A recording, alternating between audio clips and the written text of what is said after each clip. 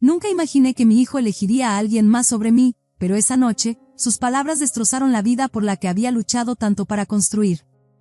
Rafael no era solo mi hijo, era mi corazón, mi razón para soportar las batallas más difíciles de mi vida. Y sin embargo, ahí estaba yo, parada en la puerta, viendo cómo empacaba sus cosas y se iba a una vida que yo no podía darle. Esto no era lo que se suponía que debía sentir la maternidad. Soy Marisol, y estuve casada con Fernando por 15 años antes de que nuestras vidas se desmoronaran. Nos conocimos en la universidad, donde su carisma era magnético, atrayéndome como una polilla a la luz. Cuando descubrí que estaba embarazada en nuestro último año, pensé que nuestro amor superaría cualquier cosa. Pero Fernando no estaba listo para ser padre. Me pidió que considerara otras opciones, pero no podía. Su familia, profundamente tradicional, lo presionó para casarse conmigo. Aunque aceptó, sabía que no estaba feliz. Los primeros años fueron buenos, incluso dulces. Fernando trabajaba como ejecutivo junior mientras yo me quedaba en casa para cuidar a Rafael. A pesar de nuestros modestos recursos, lo hacíamos funcionar, compartiendo momentos de alegría en familia. Recuerdo a Fernando llegando a casa para jugar con Rafael, las risas resonando en nuestro pequeño departamento. Esos fines de semana en el parque parecían el fundamento de una vida que valía la pena construir. Pero cuando Rafael cumplió 5 años, las grietas en nuestra vida se hicieron evidentes. La carrera de Fernando despegó, y con ella, su ausencia creció. El trabajo se convirtió en su excusa para faltar a las cenas familiares, los cuentos antes de dormir y las promesas hechas a Rafael. Los fines de semana se transformaron en salidas de golf o almuerzos de negocios, y nuestra vida compartida se volvió una rutina solitaria para Rafael y para mí. Rafael se sentaba junto a la ventana, con sus pequeñas manos pegadas al vidrio, esperando a su padre. Mi corazón se rompía cada vez que Fernando rompía su palabra. Cuando Rafael tenía 7 años, decidí volver a trabajar. Nuestros gastos estaban aumentando, y el Fernando con quien me casé se había transformado en una sombra distante. Sabía que no podía depender de él, ni emocionalmente ni financieramente. Encontré trabajo como asistente administrativa, y mi madre generosamente se ofreció a cuidar a Rafael después de la escuela. Pero Fernando no lo apoyó.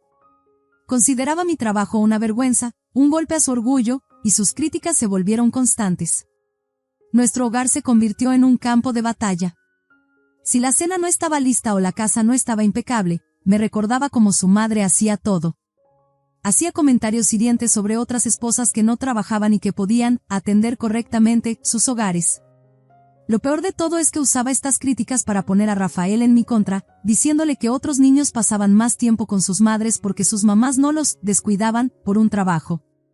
Las discusiones se intensificaron, y Rafael se refugiaba en su cuarto, perdiendo su inocencia poco a poco bajo el peso de nuestros conflictos.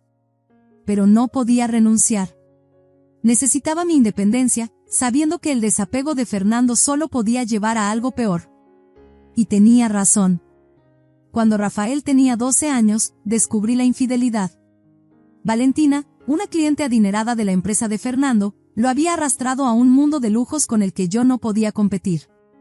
Encontrar los mensajes en su teléfono fue como una puñalada en el corazón. Cuando lo enfrenté, no lo negó, en cambio, me culpó. Dijo que lo había alejado con mi trabajo y mi descuido. No fue solo una traición, fue una humillación. Fernando se fue, mudándose con Valentina, y se casaron en 6 meses. Fue entonces cuando comencé a perder a Rafael. Cada fin de semana con su padre y Valentina lo exponía a una vida de lujos inimaginables, 6 habitaciones, una alberca, vacaciones en destinos exóticos. A los 12 años, Rafael no podía ver más allá de la superficie. No entendía que la tolerancia de Valentina hacia él era pasajera o que sus promesas eran vacías. Comenzó a pedirme gadgets costosos, ropa de diseñador, cosas que no podía costear. Cuando le decía que no, reaccionaba con enojo, comparándome con Valentina. La brecha entre nosotros creció con el apoyo de Fernando. Sutilmente lo empujaba a pasar más tiempo con ellos, alimentando sus deseos materiales. Traté de advertirle a Rafael, de decirle que el amor y la familia eran más importantes que la riqueza, pero mis palabras no podían competir con el encanto de una mansión y las promesas falsas de una mujer que no lo quería allí. Cuando Rafael cumplió 16 años, cruzó una línea que nunca imaginé. declaró que quería que Valentina lo adoptara. Argumentó que ella lo entendía mejor que yo, que era más sofisticada, más una madre real. Cada visita a su casa traía nuevas comparaciones. Era como si yo ya no existiera en sus ojos como su madre. A los 19 años, el cúmulo de años de distancia y resentimiento llegó a su punto máximo. Rafael exigió un auto deportivo de lujo para su cumpleaños. Había ahorrado 8,000 pesos para comprarle un auto usado, seguro y confiable, pero él se negó siquiera a mirarlo. Valentina le había prometido el mundo, un auto, un estilo de vida, pero solo si se mudaba con ellos de manera permanente. Cuando traté de explicarle la verdad, que sus promesas eran vacías, Rafael estalló en furia. «¿Estás celosa?», gritó, con su rostro distorsionado por la ira. «¿Celosa de su éxito, de la vida que puede darme?». «¿Celosa? Rafael, te he dado todo lo que he podido, y nunca fue suficiente. Ella no te ama como yo». Pero mis palabras no significaron nada. Empacó sus maletas, con el rostro lleno de determinación, y se fue. Me quedé en la puerta, impotente y con el corazón roto, viendo cómo mi hijo se alejaba de mí hacia una vida que inevitablemente lo traicionaría. «Es tu hijo. Volverá cuando te necesite». Pero mientras las semanas se convertían en meses, comencé a preguntarme si mi madre estaba equivocada. Habían pasado 3 semanas desde que Rafael salió de mi casa, impulsado por la ira y las ilusiones de grandeza. Traté de prepararme para este momento, pero nada podía protegerme del dolor de perder a mi hijo. Cada día se sentía como una nueva batalla, no solo contra mi soledad, sino contra las preguntas que no podía silenciar. ¿Había fallado como madre? ¿Había algo que pudiera haber hecho diferente? Y entonces, una noche, el teléfono sonó. Era Fernando, su voz cargada de enojo. «¿Qué le dijiste?», preguntó, acusador. «¿A quién? ¿De qué estás hablando?». «A Rafael. Acaba de aparecer aquí con todas sus cosas, anunciando que se va a quedar a vivir con nosotros». Por un breve momento, sentí una chispa de esperanza. Tal vez la decisión de Rafael finalmente daría frutos. Tal vez ahora, rodeado de sus promesas vacías, vería la verdad. Pero las siguientes palabras de Fernando apagaron esa esperanza. «Es un caos, Marisol. Valentina está organizando una cena para sus socios del bufete, y él llega con sus maletas como si esta fuera una pensión, está furiosa». Contuve el impulso de decir, «Bien. Que vea lo que significa lidiar con el desastre que ella ayudó a crear». En cambio, escuché mientras Fernando describía el desenlace.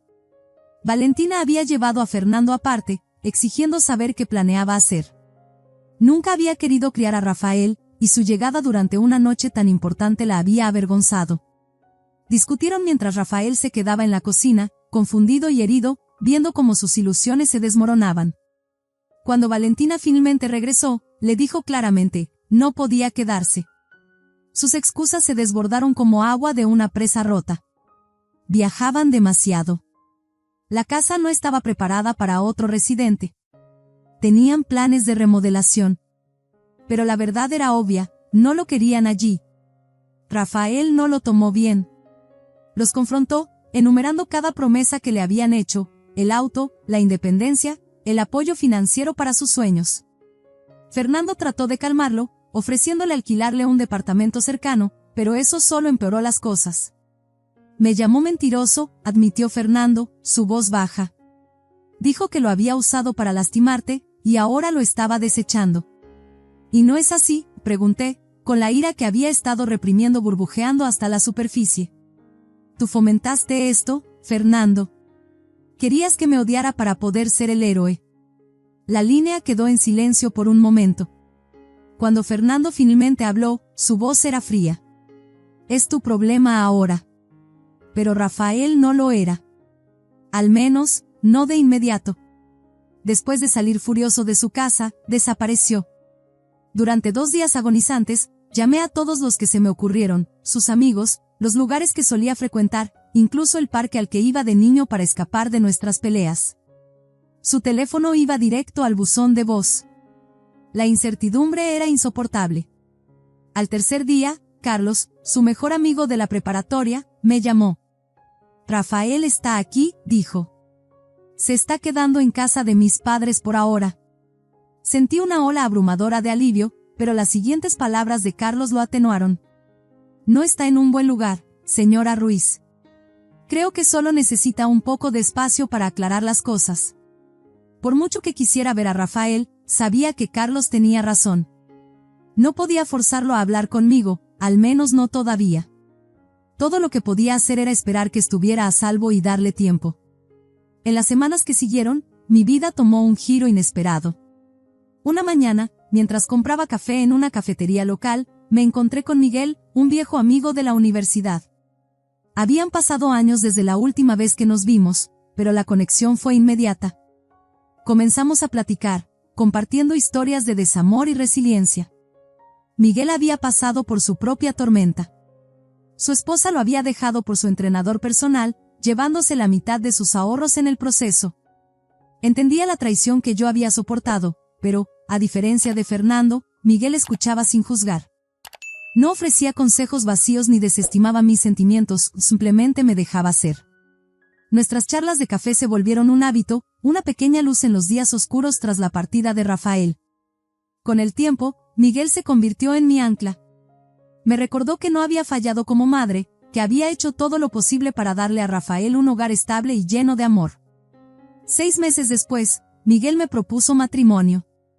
No fue un gran momento orquestado, sino uno tranquilo, mientras estábamos sentados en el porche trasero de su casa viendo el atardecer. Al principio, dudé. Mis pensamientos se dirigieron inmediatamente a Rafael. ¿Qué pensaría?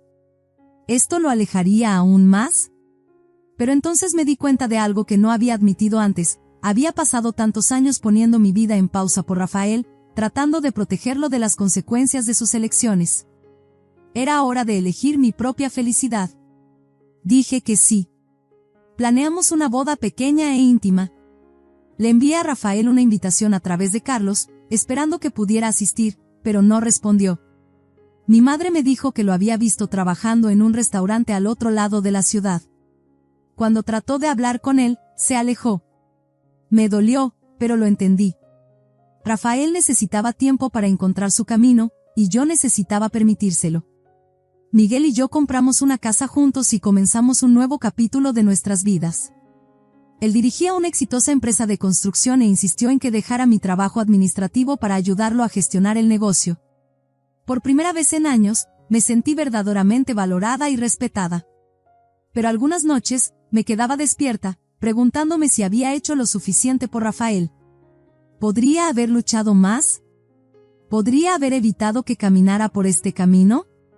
Miguel, siempre mi fuente de calma, me recordaba: hiciste lo mejor que pudiste, Marisol.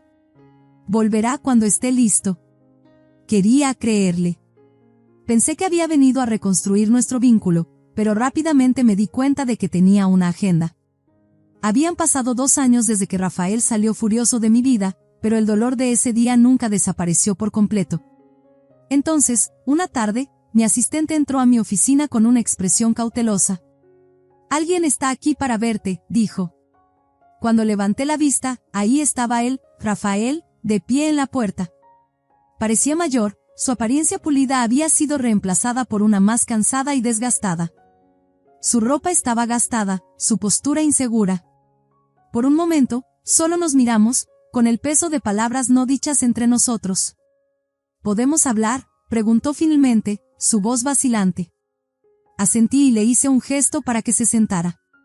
Rafael comenzó disculpándose, diciendo que lamentaba todo. Afirmó que se había dado cuenta de lo equivocado que estaba respecto a Fernando, Valentina y, lo más importante, a mí.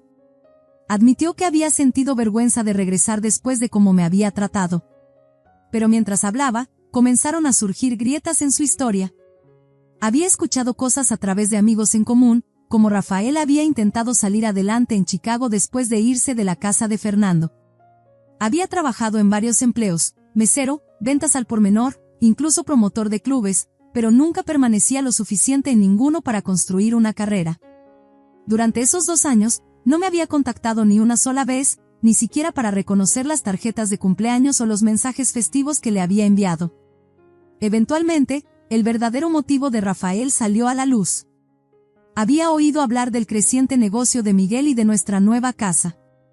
Pensé que tal vez podrías ayudarme, dijo, con un tono que cambiaba a medida que detallaba su última idea de negocio, completa con números y proyecciones, y pidió capital inicial. Lo escuché, con el corazón hundiéndose con cada palabra. Esto no era una reunión. Esto no era mi hijo regresando para reparar los pedazos rotos de nuestra relación. Esto era desesperación disfrazada de reconciliación. ¿Cuál es tu plan para devolver el préstamo?, le pregunté, manteniendo mi voz firme. Rafael se ofendió. ¿Préstamo? Mamá, eres mi madre. Deberías querer ayudarme a tener éxito. Así no funciona esto, Rafael, dije suavemente pero con firmeza. Si quieres ayuda, tiene que venir con responsabilidad. Su rostro se oscureció. Eres igual que ellos, escupió. Como Fernando y Valentina. Me has reemplazado con Miguel y su dinero. Las palabras dolieron, pero me negué a dejar que me manipulara. Esto no se trata de Miguel, respondí. Esto se trata de ti, Rafael. No puedes seguir corriendo hacia las personas solo cuando necesitas algo. Las relaciones no son transacciones. Se levantó abruptamente, tirando su silla. Pensé que habías cambiado, dijo amargamente. Supongo que estaba equivocado. Y así, volvió a salir de mi vida. En los meses siguientes, el comportamiento de Rafael se volvió más errático. Aparecía en nuestra casa sin avisar, cada vez con una nueva historia sobre por qué necesitaba dinero, la renta, una oportunidad de inversión, incluso una supuesta factura médica. Miguel estaba furioso y sugirió pedir una orden de restricción, pero no podía hacer algo tan drástico. En lugar de eso, acordé reunirme con Rafael en un lugar neutral, una cafetería cerca de mi oficina. Cuando llegó, no le permití comenzar con otro discurso. Necesitamos hablar, dije, cortándolo. No sobre dinero, sino sobre nosotros. Rafael se removió incómodo en su silla, pero permaneció en silencio. Siempre te amaré, Rafael, comencé, pero no puedo seguir haciendo esto. No puedo permitir que me trates como una red de seguridad o un cajero automático. Si quieres una relación conmigo, tiene que basarse en respeto y honestidad. Le expliqué que debía asumir la responsabilidad de su vida. Encontrar un trabajo estable, asegurar su propio lugar para vivir y decidir qué quería, no de mí, sino para sí mismo. Trató de argumentar, pero no me dejé convencer. Esto no se trata de elegir a Miguel por encima de ti, le dije. Esto se trata de mí y de mi necesidad de proteger mi paz. He pasado años cargando la culpa de tus decisiones. Ya no puedo hacerlo. Rafael se fue de esa reunión enojado, acusándome de abandonarlo nuevamente. Pero esta vez, sus palabras no me rompieron. Había trazado una línea, y por primera vez en mucho tiempo, me sentí en paz con ello. Pasaron meses, y solo recibí mensajes esporádicos de Rafael. La mayoría eran intentos velados de pedir dinero, a los que respondía redirigiéndolo a nuestra conversación sobre límites. Miguel se preocupaba de que estuviera siendo demasiado indulgente, pero sabía que este era mi camino para ser fiel a mí misma. Un día, recibí noticias de Carlos. Rafael había tomado un trabajo estable en un almacén. No era glamoroso, pero era un paso hacia la estabilidad. No me apresuré a felicitarlo, quería que él se apropiara de su camino sin esperar elogios o recompensas. He aprendido que ser una buena madre a veces significa tomar las decisiones más difíciles. Siempre amaré a Rafael, pero no puedo permitir que ese amor destruya la vida que he construido. Si alguna vez quiere reconstruir nuestra relación, estaré aquí, pero no sacrificaré mi paz por alguien que no está listo para cambiar. Mientras me siento aquí esta noche, mirando la vida que Miguel y yo hemos construido juntos, siento una claridad agridulce. Amar a Rafael significa establecer límites, incluso cuando me rompe el corazón. Y en los momentos de silencio, me recuerdo a mí misma, a veces, amar significa dejar ir. ¿Habrías mantenido tu postura firme como yo? ¿O habrías intentado más para traerlo de vuelta? Comparte tus pensamientos en los comentarios, y no olvides darle like y suscribirte.